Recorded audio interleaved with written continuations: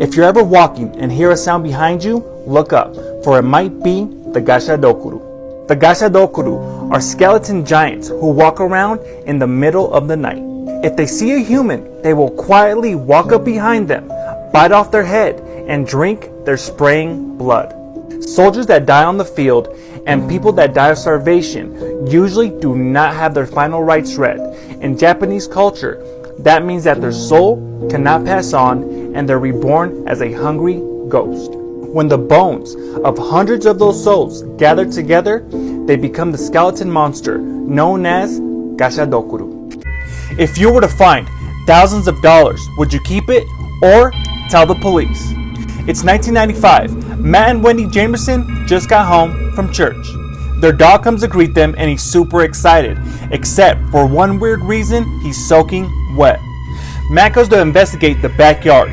What he sees next is unbelievable. There is hundreds of dollar bills just laying in his yard. He tells his wife to help pick them up ASAP. They start to count the money. When they're done, the total is $11,000. Scared that someone might come back and claim the money, they call the police.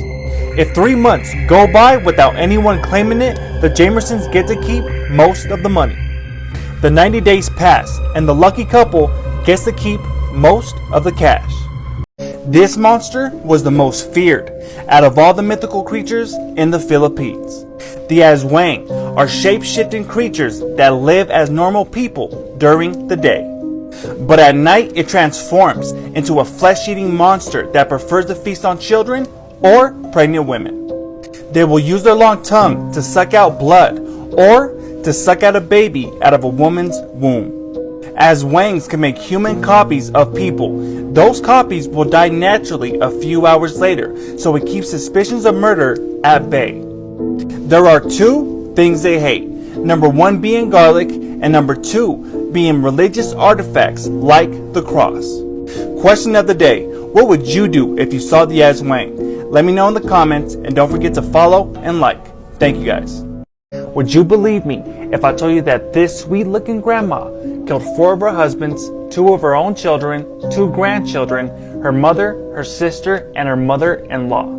Nanny Doss was given the name Giggling Granny because every time she would tell the story on how she killed her 4 husbands and her family, she would start laughing uncontrollably. Her favorite way to kill her loved ones was to poison their food and drink, usually with rat poison. In 1954, she was finally caught by a doctor. The doctor suspected foul play and was able to convince her to do an autopsy on her husband. That's when he found high amounts of poison in the body. When asked why'd she kill her last husband, she said because he did not let her watch her favorite TV show.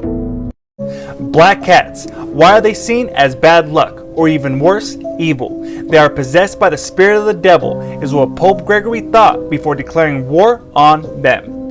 Yes, the Pope himself said that black cats were linked to the devil, so in turn they were killed by the hundreds, if not thousands. Now because there were so little cats left, the Black Death pandemic grew rapid, without the help of the cats to kill off the rats that were spreading the plague. What's even more wild, that if we go further back in time to ancient Egypt, the black cat was not seen as evil, but as a goddess named Bastet. Bastet was the protector of women. She was the goddess of childbirth, and she was popular with both men and women, since every man had a daughter, wife, or mother. Personally, I'm more of a dog person, but what do you think? Are they good luck or bad luck? Let me know in the comments.